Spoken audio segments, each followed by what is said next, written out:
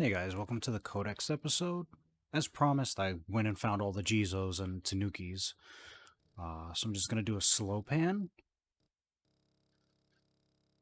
so that way you guys can see the majority of where they are. And hopefully that helps out. You can pause where you need to.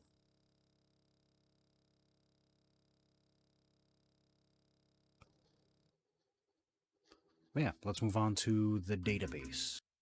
So first we have Rainwalkers. Visitor born from the hearts of those pushed to the point of utter exhaustion by their work. They apply an equally exhaustive approach to their work, robbing the living of their life force. Makes sense. Bunch of dudes in business outfits. Rugged Walker, born from the quiet, unyielding rage burning within those who have spent their lives being mercilessly trampled upon. Once that anger is unchained, there's no stopping the murderous rampage that follows. Now, at first I was kind of confused why they chose this like a working man's outfit, but you know, when you're worked to the bone, you have a boss who's always on your case, putting more and more work on you. It makes sense. Um, though I wish they kind of came in different varieties, like the schoolgirls did. The Rain Slasher, visitor born from deep enmity that grows from personal conflicts at the workplace. The creature wields its profound resentment as a deadly weapon, which it uses to strike out at the living. Straightforward. This does kind of, seeing that this is all born from a person's like resentments and angers and stuff like that, negative emotions. It makes sense now why they were all looking in the windows. It is them, at least to me, it's them trying to like be like, where's my face? What happened to me? Shadowhunter, type of visitor born from self-destructiveness of those who have lost sight of what they once wished to protect, and those who have become the very thing that they wish to fight. Which is a very nice spin on the like policeman outfit. Relentless Walker, born from violent mindsets, they're prone to rampage with their hulking, swollen bodies, crashing from place to place as they swing blunt weapons with reckless abandon. Uh, for me, this doesn't really. The outfit doesn't make sense to me. It looks like some very rich dude, but I guess if you're going for more of the idea like the rich do whatever they want and get away with it with no consequences, I guess that makes sense. The Rage Walker, born from explosive rage, their anger is so intense that it causes the very land beneath them to tremble, and you do hear their footsteps. They do not play when they walk. That side mouth is interesting, though. It would have been nice to get a 3D view of the character models, so we can just like circumnavigate them and find things you wouldn't normally see. Students of Misery, visitor born from the anxieties of young female students, they're quick to act and attack with merciless tenacity. And the Students of Pain are born from relentless young male students faced with hazy futures. They unleash the full brunt of their frustration upon anyone unlucky enough to cross paths with them. Uh, I mean, my mind kind of goes to delinquents with these two descriptions, but they're not dressed. They're dressed like to code. They're not going against a dress code or anything. So maybe I'm just thinking a little too narrow minded on the students.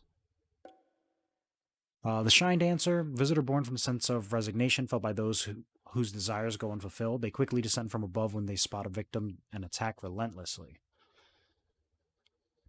This immediately makes me think of someone who committed suicide. Like the resignation felt by those who have desires that go unfulfilled. You end your life early, you are gonna have regrets and things you wish you would have done in life. Plus, the noose around the neck also uh also brings that to mind. But I could be missing out on huge, a huge Japanese cultural aspect. Lamentation, visitor born from isolation of those cut off from friends and family. They hang in midair as they wait for their prey. I mean,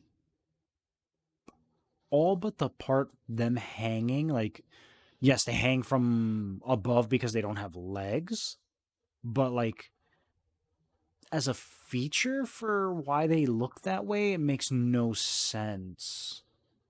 Like what? Maybe hanging as in like they're waiting for people to come into their life. Mm. Paper dolls, born from a life spent maintaining a vapid facade, empty smiles, ever at the ready, they spread this very same negative energy they've been forced to bear. Now, these are the ones I've been calling airline hostesses. But with that description, it's very much like anyone who works any sort of retail, where you have to deal with people, but you can't say what you want to say. You just have to be like, okay, yeah, sure, whatever you want. Just get the hell out so I don't have to deal with you anymore. The passenger, visitor born from despair of a life spent on a predetermined course. Having veered from that path, they now spread destruction in their wake. Now, is this someone who has their life? I guess the best explanation would be someone who their parents have like planned out their whole life. Like, oh, you're gonna go to this school, you're gonna become a doctor, and you're gonna do this and that, where they have no control in their own life. Everything else is like set for them, which is a good name for passenger. I guess paper doll is also a really good one because, when you're a doll, you have whatever features there. So, like, they have to, you know, empty smiles if you're working behind a counter, smile for the customer, make sure that they have what they want. You have no free will, in a sense. The marionette, visitor born from pessimism fostered by an empty existence. It heals visitors around it, pouring seamlessly limitless energy into them with the total abandon. This makes me think of someone who like has no interest in their own life, finds nothing interesting in their life, so they put more of their time and effort into other people's lives. But weird they be called the marionette if that's the proper case. The forlorn, visitor born from sorrow of abused children. They are not directly combative, and when frightened, they summon other visitors to aid them before fleeing. We read this one before, um, and it does make sense.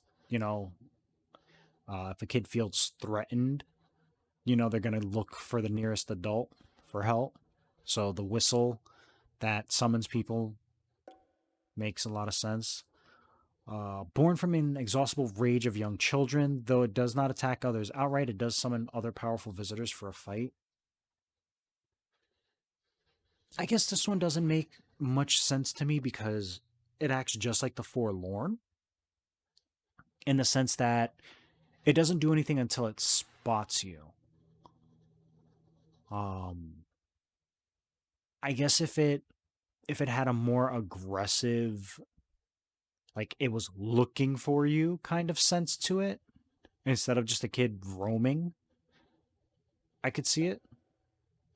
Wanderer, a type of visitor born from the desire to run away. Inside it lies only a void. It floats in the air and attacks from above. I mean, makes sense. If you're trying to hide from everything, if someone were to remove your hiding place, quote unquote, there'd be nothing there. Kuchisake, visitor born from frenzied rage. They wield deadly one-handed weapons as they hunt and butcher their living prey. Now, this brings a question. The students of misery and pain were specifically male and female. All these others so far haven't been gendered like that. They haven't had a specific gender. So does this mean that anyone can become a Kuchisake? Or do males become rage walkers and females become kuchisakes? Crimson Kuchisake. It wears its gruesome visage openly, having cast aside the mask that it once kept hidden. It hunts prey with ruthless tenacity, and its attention ever fixed upon its next victim. I mean, that's just a descriptor. That's not really anything new from the Kuchisake. Shiromuku. Type of visitor born from feelings of profound envy and resentment. They harbor a seemingly bottomless well of corrupted power. Their outfits resemble traditional wedding dresses worn in ancient Japan. Which makes sense because the side quest we did, the as a spirit, if you died, before you got married or on your wedding day, you'd have envy and resentment for those who get to be married. But that's crazy that it's one of the stronger ones. I mean, it's obviously shown with its power. Uh, Sojutsuki, large humanoid visitor born from Yaseo Otoko, can manipulate ether, enabling it to grab and perform ether weaving attacks. Wait, Yaseo Otoko. Is that originally I thought that was KK's real name. But if a visitor went inside his body and transformed into that, but Yase Otoko is already inside, that's weird. Biotara, a massive beast visitor that was born when an accumulation of animal spirits transformed Koomote's physical body. So is it because of Erica's love of cats that the animal spirits were attracted to the possessed body? And I guess we'll find out later. Massive visitor born from psychic energy produced by Okina and other nearby humans. Its form is a result of corruption brought about by lingering illness. Spiritual energy levels are extremely high, and its enormous body is especially durable for a visitor. So, I don't know if Okina is actually the mom's name, but I mean, going off of this, Erica's name's not here, and KK's name's not here. So, if we assume that that's not the mom's name, this is just a huge mass of. I mean, it says corruption brought about by lingering illness. I'm going to guess it's like mental corruption. People being like, oh, why me? This isn't fair. I have so much to live for. Stuff like that. But if it is the mom, it would make sense that, she has all those regrets. She's leaving her husband behind, her child behind. She's not going to see it grow. Hangon, an enormous monster born from what remained of Hanya and the spiritual remnants of the puppets he'd created with his forbidden arts. So these aren't. I mean, I'll just count Tsuchigumo for now. But these two aren't Erica and KK. So these are just puppets that he named. Do you need to give a Shikigami a name for it to come alive? Ooh, now we got more info. Yokai no Toro Japan that supposedly lurks near rivers and ponds. Its prominence in the popular conscious has given rise to many tales regarding how they live and interact with humans. Perhaps most infamously, they're known to drag humans into rivers where they extract their Shiriko Dama, a mythological organ that's thought to be the source of a person's vitality. Once removed, the Shirokodama can end up eaten or given as an offering to superior kappa. Either way, people who lose their Shirokodama become cowards as though they've lost their very soul. So Japanese people believe the soul is what gives you courage? Interesting. Not all Kappa legends are quite so grim or steeped in bodily horrors. On a lighter note, some Kappa are known to enjoy sumo wrestling. In fact, tales of their grappling escapades have proliferated throughout Japan. Alas, their sportiness can sometimes lead to their downfall. On top of their head, Kappa have a bowl, commonly referred to as a dish. This dish contains water, but losing it will weaken the Kappa. A foible? Yeah, I think foible that can be exploited by opposing wrestlers with a taste for victory. Kep are also famously ferocious consumers of cucumbers as a habit, those thought to stem from the ancient Japanese practice of offering cucumbers to water gods. Why cucumbers? Because cucumbers hold a lot of water in them? What about watermelon? I guess cucumbers are easy to grow in Japan. Whatever. This in turn indicates the Kappa may have been once viewed as water gods themselves. In any case, their prosperity for the country green gourd has resulted in maki zushi rolls containing cucumber to be referred to as kappamaki. Uh, I mean, if we're talking about water gods, isn't Kuzenbo from Smite a Japanese god, or is he just? I mean, Arthur's not a god, and he's in there, so it could just be Kuzenbo's a big kappa in legend. A mystical variety of yokai believed to reside within Japanese mountains. They are possessed of exceptionally high spiritual power, and any number of mysterious incidents in the mountains are often attributed to Tengu influence. One such incident is known in Japanese as Tengu Daoshi. Daoshi or Daoshi? Daoshi. Roughly translated as Tengu Fall. This involves a tree being heard falling in the middle of the night, only for there to be no evidence of such an event having taken place. Likewise, some instances of rocks raining down on people are referred to as Tengu Tsubute, or Tengu Pebbles. Like, big rocks, little rocks, because that makes a difference. While such tales make Tengu both feared and respected as quite capable of harming humans, there are also tales of creatures imparting knowledge of martial arts to those humans they take a liking to. Minamoto no Yoshitsune, a famous 12th century military commander, is said to have learned swordsmanship from the Kurama Tengu inhabiting Kyoto's Mount Kurama. Some of the legends suggest humans transforming into Tengu, for example, Buddhist priests who have grown arrogant or resentful in life. After passing, those so fallen may find their self in Tengudo, a realm inhabited by these creatures. This has resulted in an expression in the Japanese referring to haughty individuals as turning into Tengu. So like, oh, that man's turning into a Tengu? Or like when they die, they turn into a Tengu. Hey, Tofu Man. Nurikabe. A particular sort of yokai that impedes paths. The interference can take form in a number of ways, ranging from actual physical walls to invisible ones that prevent people from proceeding on a given path. Like edge of the map walls where you try to keep going and like, no, no, no. This is the end of your box. Go back the other way. According to some legends, actually, you know what? Now that I think about it, that would have been pretty cool. Instead of having the fog wall, unless they're planning on doing, more content for the game, instead of having the fog wall be around, it would have been cool if it was a bunch of Nurikabe. Like you just see the eye pop up and like blink at you to be like, yeah, you're not going any further, bud.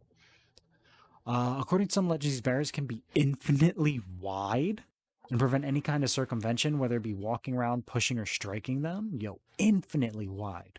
Great Wall of China is a bunch of Nurikabe. Who knew? Solution, as the legend goes, to use a stick to sweep the wall from below, which makes the Nurikabe Why?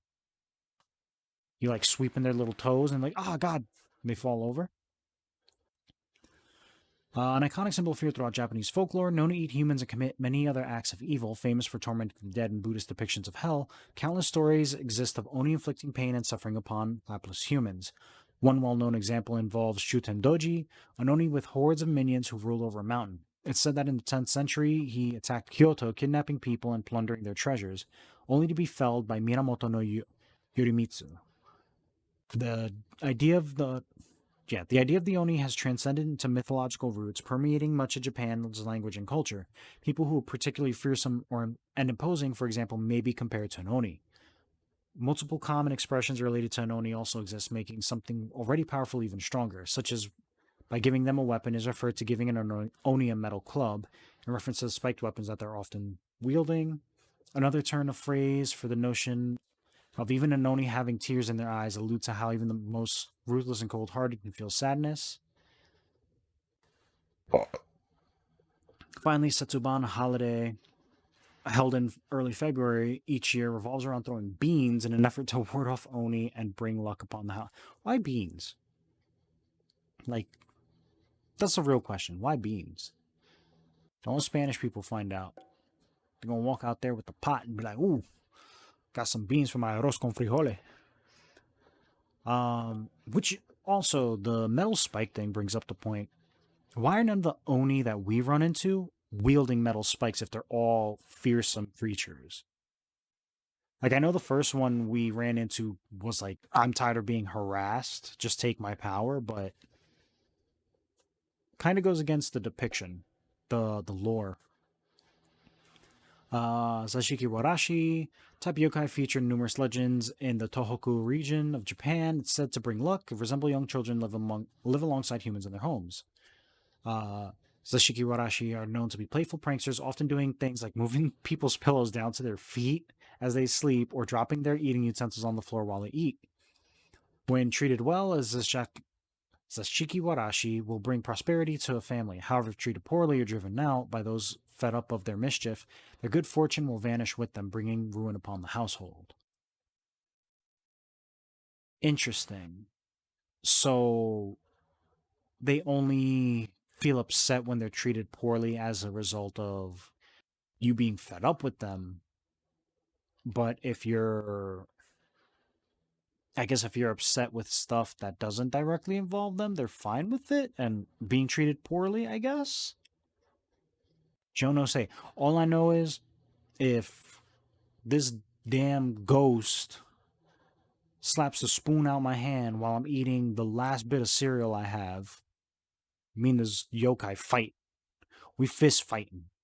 Because unless the good luck is that it magically refills that box of cereal, he's got an ass whooping coming his way. Katakasa Kozo. Katakasa Dozo. Kozo, not Dozo. Type of umbrella yokai with hands and typically a single foot. They possess large mouths from which they often display their prominent tongues to shock humans. Though their charming appearance is well known throughout Japan, they're incredibly rare and few eyewitnesses accounts still exist. They're, yeah, and few. I thought a few. They're theorized to have a type of tsukumogami, a term for a tool that has developed a spirit after years of use, essentially gaining life of its own and enabling it to move independently. Which I think I asked this question already, but does that mean anything? Any tool will come to life, or do they all turn into Karakasa Kozo? And I mean, depending on where you go, they're gonna ask what that tongue do. Rokurokubi, type of humanoid yokai with a stretchy necks. The etymology of the name is somewhat ambiguous. While kubi means neck, a number of theories pertain to the rokuro portion, with one influential idea suggesting that the elongated neck resembles a pulley seen in water wells, which are referred to as rokuro. Roko means rock. I wonder what the ro means. Does it mean pull? I'm thinking too far into this with no way to properly tell. In addition to stretchy neck variety, another type of rokuro kubi can detach its head outright and fly it around separately, which is what I initially thought the rokuro kubi were. But I'm pretty sure the ones that detached their heads had a separate name. In many cases, it cannot control the behavior of the neck, which will sometimes stretch out of its own volition at night. Typically, rokuro kubi get up to minor silly mischief like giving humans a shock at night or licking the oil used to illuminate their paper lanterns. However, there also exists rokuro kubi that live deep in the mountains who violently attack travelers at night. When I first read licking up oil, I thought they meant like just normal oil, like, oh, vegetable oil, car oil, whatever it is. But it's to put out the lights that people have. I mean, if they share the same name, if the headless ones share the same name as the neck stretching ones, that kind of puts a damper on the water well reference, doesn't it? And if you're dating someone in Japan and they don't want to go out at night, probably a Rokuro Kyubi. Kodama are a type of yokai that inhabit old trees. It's said that once a tree reaches a century of age, a spirit will take root within it. As such, the sylvan elderly are often treated with special care in Japan. Should they be mistreated, such as being cut down, the Kodama within are said to bring about disaster. Tree spirits have been referred to in Japan as Kodama since ancient times. In the Wamyo Jusho, a dictionary of sorts written in the 10th century, the term is listed as the Japanese name for tree gods. There are many conflicting ideas about their appearance. Some depict them as having spherical shape, while others suggest they resemble beasts or elderly humans. Some legends even contend that they have no form at all, with the only evidence of their existence being the sound that they emit. The echoes heard while speaking loudly on lonely mountains are often attributed to Kodama, which is why they are sometimes referred to in Japanese as Yamabiko or mountain echoes. See, now my first introduction to Kodama were Neo 2, and the little like turtle people with the Ochoko cups on their heads. So seeing these guys was definitely like weird for me because I was just like, what what is this? But if you think of it from the fact that like they're they're holding on to like a branch to seem like just a branch with a bunch of leaves on it, makes a little more sense why they look like this and why they have hands for feet instead of just regular feet. Itamomen, a type of yokai that resembles a large white cloth, said to have been sighted in southern Japan. The itan in their name refers to a unit of measurement used in Japanese textiles that roughly indicates the length of cloth needed to produce a single kimono. Now, is this everything for the kimono, or is this just the, I guess, what's the proper term? The outer layer? Or does the bottom layer also count as the kimono? And I guess at that point, does the obi that women wear, or do obi also count for men? I think it's just for women. Do the obi that the women wear also count as the kimono, or is it just an accessory? Questions that I have that won't be answered anytime soon. Itamomen appear after sun go down and attack humans, wrapping themselves around their faces, obscuring their vision, and subsequently suffocating them. According to those who have been attacked by Itamomen, they immediately disappear if cut by a blade, leaving a splash of blood behind on the would-be victim's hand. In the past, in regions where Itamomen were said to appear, adults often would warn children against staying out too late, lest they be caught by lurking Itamomen. This was likely a testament of their fearsome reputation. Firstly, I want to say this probably came about from someone walking into a clothesline at night and like freaking the hell out because they've got clothing on their face, and then they sliced it with a knife, and it's probably like something that has like, maybe it was just freshly dyed or something at night, and it's still, the dye's still wet or whatever, or maybe they nicked themselves, but when they slice the cloth, they think it's blood, or it could be, you know, that it's wet clothing or a wet piece of cloth, and they slice it, and they're like, oh, there's blood on my hand. But the whole suffocating thing, that would have been cool to have seen as like a, because we're chasing the Itamomen because they don't quote unquote notice us.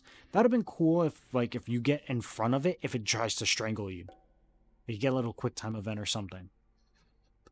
Kamaitachi, yokai in Japan, whose Japanese name translates to sickle weasel due to the fact that indeed it looks like a weasel with sickles on its arms. Kamatachi have often been sighted in cold regions, so the word by extension represents the concept of winter as a season when used in haiku. But why replace winter with Kamaitachi? And why only in haiku? Unless it's supposed to be a descriptor? Like the biting cold, like biting winter, or the slashing cold. Like if it's supposed to be a description thing, that tends to make more sense, I guess. According to legend, Kamatachi appear riding upon gusts of wind and slash at humans with their sickles. Though the victim initially feel no pain and no blood spills from their wounds, they eventually suffer massive hemorrhages and perish. Since many of these injuries are inflicted on the lower half of the body, it's theorized that Kamatachi flow close to the ground. In another legend, a trio of Kamatachi work together. One pushes humans over, the next slashes them, and the third applies medicine to the wound, explaining the initial lack of blood loss. Okay, so it's initial. You don't bleed at first, but then you like super bleed out afterwards? Interesting. Hey, cat buddies. Japanese folklore, cats who have lived for a long time can sometimes gain spiritual power. Their tails split into two and they transform into the type of yokai known as Nekomata. Name itself is partly ambiguous etymology. While Neko itself means cat in Japanese, Mata can be interpreted using different kanji, although generally refers to the dual tails that it sports. Their spiritual power can also allows them to understand human language and continues to be stronger over time. However, Nekomata are entirely benign creatures, and in fact have sometimes been known to attack humans. In the Megetsuki, a diary written by Fujiwara Sadai? Hmm. Between the 12th and 13th century, describes a Nekomata who appeared one night and devoured 7 or 8 unfortunate souls. Questions abound regarding why these mystical felines have decided to set up shop in Shibuya, though at least one theory suggests they're trying to save up money to buy nether catnip. Yeah, makes sense. Um, I guess the question is, are they going to be like the nine-tailed foxes? Do they get more tails as time goes on, or is it just the two? And they get more powerful with age. And these are just the animals of Shibuya. Little buddies. Like cats, super useful for finding Tanuki. If you see a cat, talk to a cat because it's most likely going to lead you to Tanuki. The dog's good for just, finding stuff, especially if you're low on Maka. But yeah, that will do it. Hopefully, the little loop around on the map was useful for you guys, and hopefully, you enjoyed the little walkthrough. Kind of wish the strangers had more info behind them, but if they're not based on, folklore and stuff like that, it makes sense why they don't have a lot to them. But thanks so much for watching. Alan Wake will be next. I'll see you in the next one.